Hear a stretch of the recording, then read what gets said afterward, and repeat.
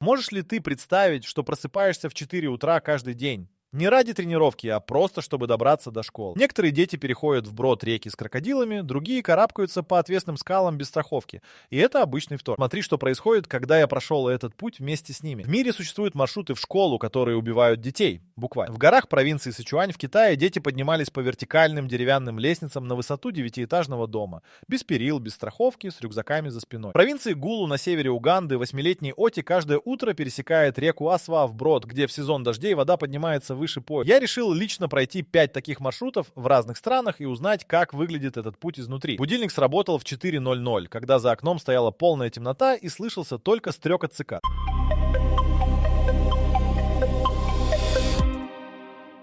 Первый маршрут начался в деревне Лера на севере Уганды. Ати уже не спал, он сидел на циновке и завязывал сандалии, которые держались на одной пряжке. Его мать упаковала в тряпичный мешок 2 лепешки из маниоки. Это и завтрак, и обед одновременно. В 4:30 мы вышли из дома. Фонарика у Оти не было.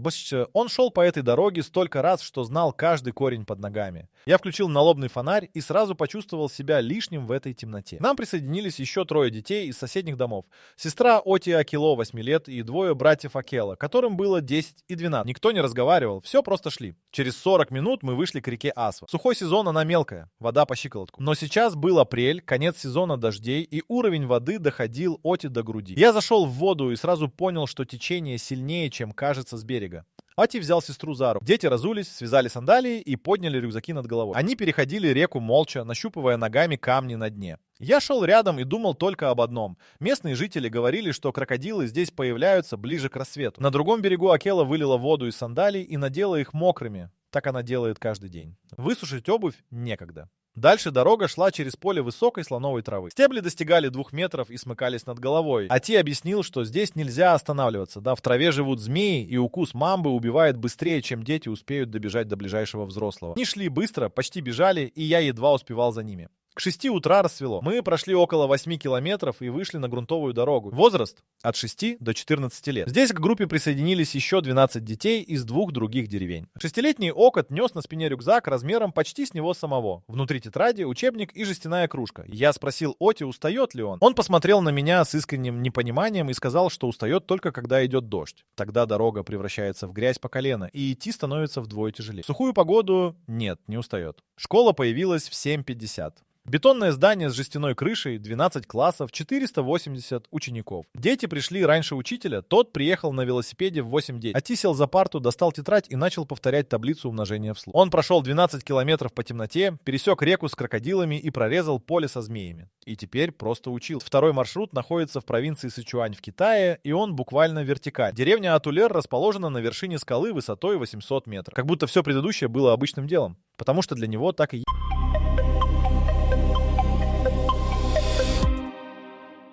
Единственный путь вниз – это виноградные лестницы, которые местные жители плели из лоз и деревянных жердей на протяжении нескольких поколений. В 2016-м фотографии детей, карабкающихся по этим лестницам с рюкзаками, облетели весь мир. Тогда многие думали, что это фотомонтаж. Я приехал в Атулер через несколько месяцев после того, как власти установили стальные лестницы взамен виноградных. Но старожилы деревни показали мне участок старой лестницы, который сохранился в стороне от основного маршрута. Я попробовал подняться по ней на высоту примерно 3 этажей. Лоза скрипела под руками, жерди качались, и я не мог смотреть вниз без того, чтобы не перехватило дыхание. Дети делали это каждую неделю. 15-летний Джибу рассказал, что до установки стальных лестниц дети уходили в школу в воскресенье вечером и возвращались домой в пятницу. 5 дней они жили в школьном общежитии, потому что спускаться и подниматься каждый день было физически невозможно. Младшим детям 6 и 7 лет родители привязывали к спине веревку и страховали сверху. Не всегда это помогало. Джибу сказал коротко: 2 детей из деревни сорвались за последние 20 лет. Один выжил, один нет. Стальные лестницы, которые установили в 2016-м, тоже не назвать безопасными. 800 метров вертикального подъема по металлическим ступеням без перил на большей части маршрута. Я поднимался около 2 часов. К середине пути мышцы бедер горели так, что приходилось останавливаться каждые 50 ступеней.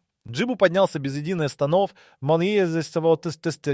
остановки и ждал меня наверху, сидя на камне и жуя стебель травы. Наверху деревня выглядела как другой мир. 27 семей, огороды на краю обрыва, козы, привязанные веревками к вбитым в скалу кольям. Электричество провели только в 2015-м. Интернета нет до сих пор. Отец Джибу никогда не спускался вниз дальше ближайшего рынка. За всю свою жизнь он был в городе дважды. В 2019-м власти провинции объявили о переселении всех жителей деревни Атулер в новые дома у подножия скалы. скалы. Большинство семей согласились. Несколько стариков отказались. Они прожили на вершине всю жизнь и спускаться вниз не собирались. Джибу переехал вместе с родителями в бетонную квартиру внизу. Он сказал, что новый дом удобнее, но ночью там слишком тихо, не слышно ветра, который на вершине гудел постоянно. Школа, в которую дети от Улера ходили все эти годы, стоит у подножия скалы. От деревни до нее 800 метров вниз и 800 метров вверх. Каждую неделю. Годами. Учитель этой школы Пу Цзюньцян проработал там 31 год, и за это время ни разу не поднялся в деревню. Он принимал детей внизу и отправлял их обратно в пятницу. Когда журналисты спросили его, что он чувствует, глядя на эти лестницы, он ответил, что давно перестал на них смотреть. Иначе невозможно работать. Перед третьим маршрутом я решил посмотреть, что дети берут с собой в дорогу.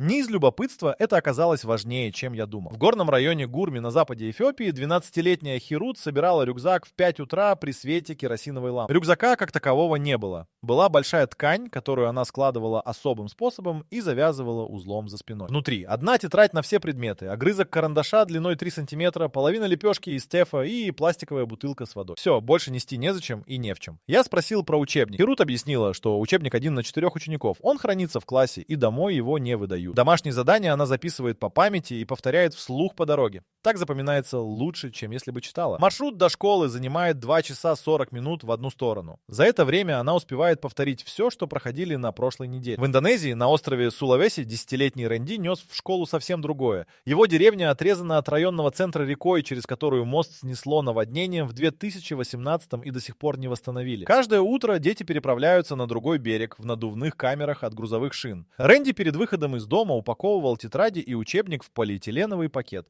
потом в еще один пакет, потом перевязывал резинкой. Намокнуть не должно ничего. Новые тетради стоят денег, которых у семьи нет. Сама переправа выглядит так. Ребенок садится в камеру, держит рюкзак над водой и отталкивается руками от дна там, где мелко, а на глубине подгребает ладонями. Течение сносит вниз метров на 30, и на том берегу нужно карабкаться по скользкому глиняному откосу. Рэнди делал это дважды в день, утром и вечером, уже 2 года.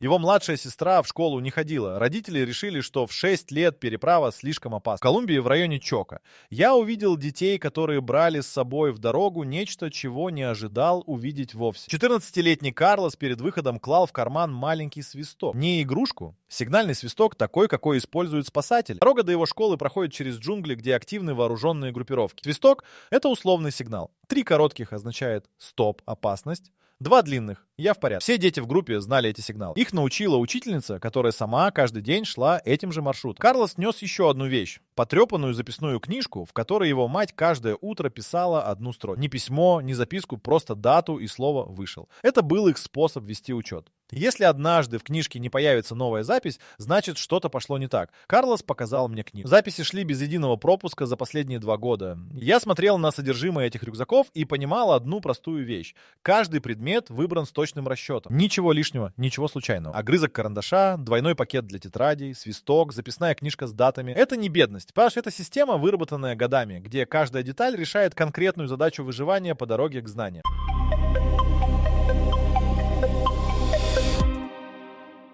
На маршруте Хирут в Эфиопии первый привал случился через час после выхода у большого плоского камня рядом с высохшим руслом реки. Это место называлось просто Камень Абеби, по имени мальчика, который несколько лет назад упал здесь и сломал ногу. С тех пор все останавливались именно здесь, чтобы перевязать сандалии и проверить, не натерла ли ногу. Традиция без названия, просто привычка. Хирут села на камень, сняла правую сандалию и показала мне пятку. Кожа там была твердой, как подошва обуви, многолетние мозоли, которые уже не болят. Она сказала, что в первый год ходьбы в школу ноги кровоточили каждый день, сейчас не кровоточат никогда. Ее подруга-тегист в 7 лет шла босиком, сандалии были только у старшей сестры, и та отдавала их тегист только на камнях, а на земляных участках забирала обратно. Они делили одну пару на двоих по типу покрытия дороги. На привале дети ели. Хирут разломила лепешку ровно пополам и одну половину убрала обратно. Это на обратный путь. Тегист ничего не ела. Ее порция закончилась еще дома, потому что младший брат проснулся голодным ночью и съел ее за. Хирут молча отломила кусок от своей половины и протянула подругу. Та взяла не сразу.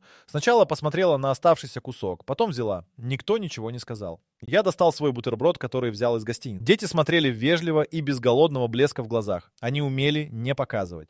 Я разделил бутерброд на 4 части и раздал. И Рут съела свою часть медленно, тщательно пережевывая, как человек, который привык растягивать еду. На маршруте Рэнди в Индонезии привала как такового не было. Была остановка у колодца в деревне Тойли, примерно на середине пути. Дети пили воду по очереди из одной жестяной кружки, которая висела на веревке у колодца. Рэнди пил долго, запрокинув голову. Потом набрал полную бутылку про запас и убрал в пакет вместе с тетрадями. Вода в бутылке к концу пути нагревалась до температуры парного молока. Пить ее было неприятно, но выбора не было. У колодца в Тойли я заметил кое-что неожиданное. На столбе рядом была прибита доска с именами и цифрами. Местный учитель объяснил, что это доска посещаемости. Не школьная, а дорожная. Каждое утро дети отмечались у колодца, и если кто-то не появлялся, взрослые из ближайших домов выходили на маршрут искать. Систему придумали после того, как в 2017-м девочка подвернула ногу в джунглях и пролежала там 4 часа, пока ее не хватили. Самый длинный привал я видел на маршруте в Непале, в районе Солукхумбу, у подножия Эвереста. Там группа из 9 детей останавливалась на 30 минут в доме 7 тамак, ровно на полпути между деревней и школой. Мать семейства Дава каждое утро кипятила большой котел воды и заваривала чай с молоком яка.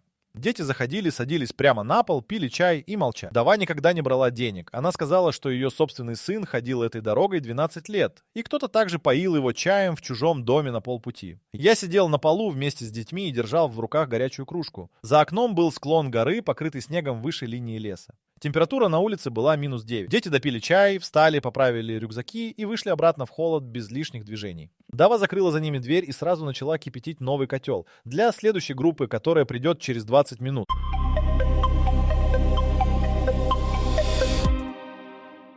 Школа в эфиопском Гурме выглядела так. 3 стены из самана, 4-я стена отсутствовала полностью. Вместо нее был навес из пальмовых листьев, который защищал от солнца, но не от дождя. 28 учеников сидели на деревянных скамьях без спинок, сдвинутых так плотно, что между рядами невозможно было пройти боком. Доска была настоящей, черная крашеная фанера, прибитая к столбу. Мел был один кусок, и учитель Берхани держал его 2 руками, когда писал, чтобы не сломать. Рут вошла в класс, нашла свое место и достала единственную тетрадь. Я посмотрел на нее внимательнее. Страницы были исписаны с обеих сторон, поля заполнены, между строк втиснуты дополнительные записи. Тетрадь закончится через неделю, и тогда придется просить деньги на новую. 200 быр. Это примерно $3,5, которых у семьи сейчас нет. Берхани начал урок без звонка. Звонка не было. Он просто встал у доски и начал говорить. Предмет — математика. Уровень — дробь. Дети записывали молча и быстро, потому что карандаши тупились, и чем дольше пишешь, тем хуже видно написано. Берхани объяснял трижды каждое правило. Не потому что дети не понимали, а потому что некоторые приходили после пропуска и нагоняли материал прямо на урок. В непальской школе у подножия Солукхумбу ситуация была другой. Здание каменное, крыша железная, окна со стеклом. Но внутри было минус 2 градуса. Отопления не существовало. Дети сидели в куртках, шапках и перчатках с обрезанными пальцами, чтобы можно было писать. Учительница Пемба вела урок в пуховике и валенках. Она рассказала, что в январе температура в классе опускается до минус 7. И тогда дети пишут посменно. Пока одни пишут, другие держат руки под мышками, чтобы не замерзли пальцы. Я попробовал написать что-нибудь в тетради одного из учеников, просто чтобы почувствовать. Пальцы онемели через 4 минуты. Дети сидели так каждый день по 6 часов. В индонезийской школе на Сулавеси не было парт. Только циновки на полу и низкие деревянные подставки для тетрадей. Рэнди сидел, скрестив ноги, и писал, согнувшись почти пополам. Учитель Амран объяснил, что парты заказали 2 года назад, деньги выделили, но парты до деревни не доехали, грузовик не смог пройти по дороге после сезона дождей, и мебель до сих пор стоит на складе в районном центре в 27 километрах отсюда. Но именно здесь я увидел кое-что, чего не ожидал. На стене класса висела карта мира. Большая, цветная, явно дорогая. Амран сказал, что ее принес один из выпускников школы, который уехал учиться в Джакарту и вернулся на каникулы. Рэнди каждый день находил на карте новую страну и запоминал ее столицу. Он показал мне Монголию, Норвегию и Перу. И назвал все 3 столицы правильно. В колумбийском Чоко школа стояла за 2 рядами колючей проволоки. Не для защиты учеников, а по требованию местных вооруженных группировок, которые таким образом обозначали нейтральную территорию. Внутри периметра не стреляли. Такое было негласное правило. Учительница Росарио работала здесь 9 лет и за это время пережила 3 смены группировок, контролировавших район. Каждый раз она приходила к новым командирам и объясняла одно и то же. Школа, нейтральная зона, дети, некомбатанты. Каждый раз ей говорили хорошо и колючую проволоку не трогали. Карлос сел за парту и открыл тетрадь. Листок он положил на край стола. Не убрал в карман. Росарио это увидела, но ничего не сказала. Она сама держала такой же свисток в кармане фартука каждый день уже 9 лет. Я смотрел на эти классы. Без стен, без тепла, без парт, за колючей проволокой. И понимал одно. Дети приходили сюда после 2, 3, 5 часов дороги не потому, что их заставляли. Заставить ребенка встать в 4 утра и идти через джунгли невозможно. Они шли сами. В эфиопской школе обеденный перерыв наступил в половину первого. Берхани объявил его не словами. Просто вышел из класса.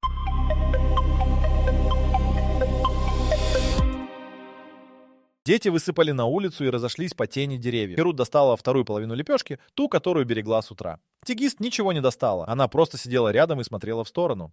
Я насчитал 28 детей в классе. Еда была у 14. Остальные либо съели все утром, либо не взяли ничего. Никто не просил, никто не жаловался, но это была обычная среда. Берхани рассказал мне, что в 2021 в районе работала программа школьного питания от международной организации. Детям давали кашу из сорга раз в день. Программа закончилась через 8 месяцев, когда финансирование не продлили. С тех пор еда снова стала личным делом каждой семьи. Берхани видел прямую зависимость. В дни, когда дети приходили голодными, успеваемость на уроках после полудня падала заметно. Он перенес все контрольные на утро. В непальской школе картина была другой. Здесь действовала государственная программа питания. Каждый день детям варили рис с чечевицей. Повар Майя приходила в школу в 6 утра за 2 часа до учеников и начинала готовить на дровяной печи во дворе. Запах еды чувствовался за 200 метров от школы. Но была проблема. Риса хватало не всегда. Продукты привозили раз в 2 недели, и к концу второй недели запасы заканчивались. В такие дни Майя варила только чечевичный суп без риса и разбавляла его водой, чтобы хватило на всех. Дети знали эти дни заранее, потому как Майя смотрела на котел утром. Если смотрела молча и долго, значит риса нет. Один из учеников, 11-летний Пасанг,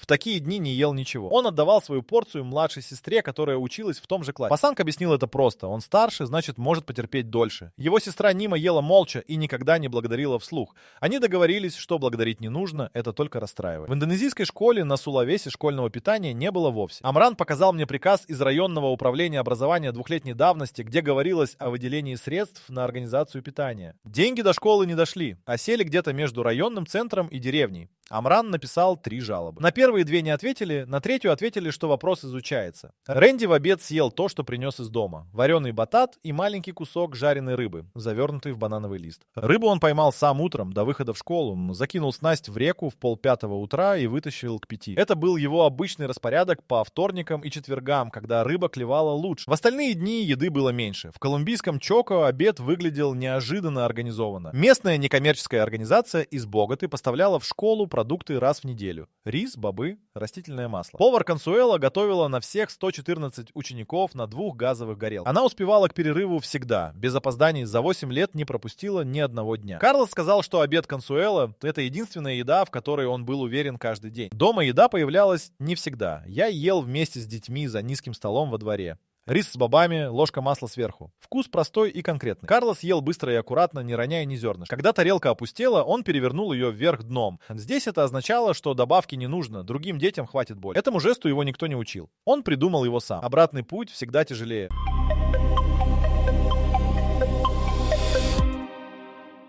Утром есть цель — успеть к уроку. Вечером цели нет, есть только усталость и километры до дома. В Уганде мы вышли из школы в 3:30. Ати шел медленнее, чем утром, явно не намного, но я это заметил. Акела натерла ногу и слегка прихрамывал. Никто не предлагал остановиться. Они знали, что нужно пройти реку до темноты. После заката крокодилы выходят на мелководье, и переправа становится другой историей. Мы дошли до Асвы в 5:15. Солнце стояло низко, вода отсвечивала оранж. Ати зашел первым, нащупал переход и махнул рукой остальным. В этот момент метрах в 40 вниз по течению я увидел движение у берега. Темный силуэт, длиной около 2 метров, который скользнул в воду без звука. Я остановился. Ати обернулся, посмотрел туда же и сказал одно слово на языке ачо. Потом сказал по-английски. Быстро. Дети перешли реку за 90 секунд. Я шел последним и не смотрел вниз. На берегу никто не обсуждал увиденное. Акило вылила воду из сандалий и пошла дальше. Это был не страх. Это было знание. Они знали, что крокодил есть. Они знали, как быстро нужно идти. Они сделали это и пошли домой. В Колумбии обратный путь стал самым напряженным из всех маршрутов, которые я прошел. Мы вышли из школы в 3 часа дня. Карлос шел первым, я за ним, еще 6 детей сзади. Через 20 минут после выхода Карлос резко остановился и поднял руку. Все замерли. На тропе впереди стояли 2 мужчин в камуфляже без опознавательных знаков. Карлос не побежал, не закричал. Он медленно достал из кармана свисток и взял его в руку, не поднося ко рту, просто держа. Мужчины смотрели на группу секунд 10. Потом один из них сделал жест рукой. «Проходи». Карлос пошел вперед ровным шагом, не ускоряясь и не замедляясь. Дети шли за ним с той же скоростью. Я считал шаги. 1, 2, 3, просто чтобы не думать ни о чем другом. Когда мужчины скрылись за поворотом, Карлос убрал свисток в карман. Он ни разу не оглянул. Потом он объяснил мне правила, которые знают все дети на этом маршруте. Нельзя бежать, нельзя кричать, нельзя смотреть в глаза дольше 2 секунд. Нужно идти как человек, которому нечего скрывать и некуда торопиться. Этому правилу его научила Росарио на первом уроке 1 класса. Раньше, чем таблицы умножения. В Непале обратный путь накрыло снегом. Погода изменилась за 20 минут. Так бывает в Солокхумбу в ноябре. Температура упала до -12, видимость сократилась до 30 метров. Пасанг шел впереди группы и прокладывал след в снегу. Остальные шли точно по его следам, чтобы не оступиться на краю тропы. Справа от тропы был обрыв. Я не видел дна, только снег, уходящий вниз и пропадающий в белом. Нима шла последней и пела. Тихо, почти про себя. Пасанг сказал, что она всегда поет в плохую погоду, так легче считать шаги и не останавливаться. Они дошли до дома Давы через 40 минут. Она ждала с горячим чаем, как будто знала. Может быть, знала. За годы она научилась чувствовать непальскую погоду раньше, чем та менялась. До своих домов дети добрались в 6:30 вечера. В темноте, в снегу, после 6 часов занятий и 5 часов ходьбы за день. Пасанг зашел домой, поставил рюкзак у двери и сел делать уроки при свете керосиновой лампы. Нима уснула за столом через 10 минут, прямо над раскрытой тетрадью. Их мать накрыла ее курткой и не стала будить. Я смотрел на это и понимал, что самое шокирующее в этих маршрутах — не крокодилы, не вооруженные люди на тропе и не обрывы в снежную мглу. Самое шокирующее, что завтра утром они встанут в 4 и пойдут снова.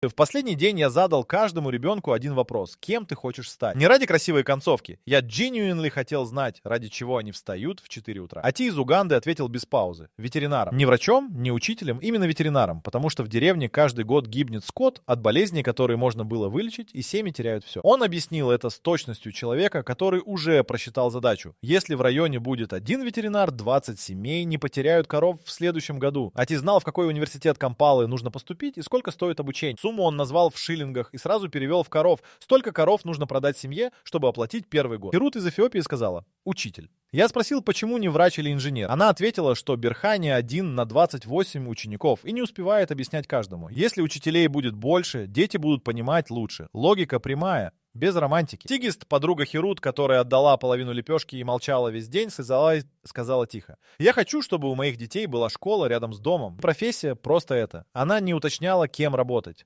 Только чтобы ее дети не шли так далеко.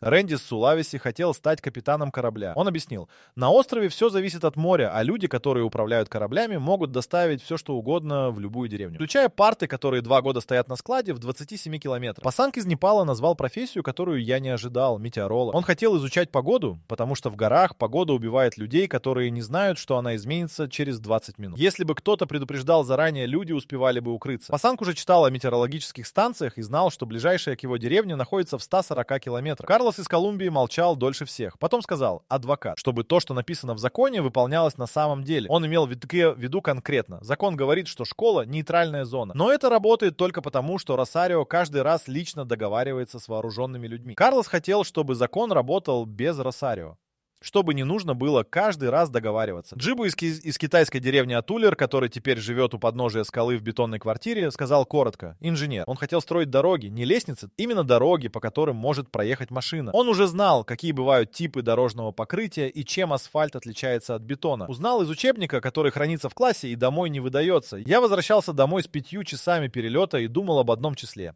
По данным Организации Объединенных Наций, в 2023-м около 260 миллионов детей в мире не ходят в школу. Ати, Херут, Рэнди, Пасанг, Карлос и Джибу не в этой статистике. Они ходят каждый день по 5 часов в обе стороны, через реки с крокодилами, по обледенелым тропам мимо людей с оружием. Вначале я спросил: можешь ли ты представить, что просыпаешься в 4 утра каждый день просто чтобы добраться до школы? Теперь я знаю ответ точнее. Дело не в том, можешь ли ты это представить. Дело в том, что Тигист хочет только одного: чтобы ее будущие дети не представляли, а просто шли в школу за угол. Это ее единственная мечта. И она кажется ей такой же далекой, как для нас. 5 часов пешком каждое утро.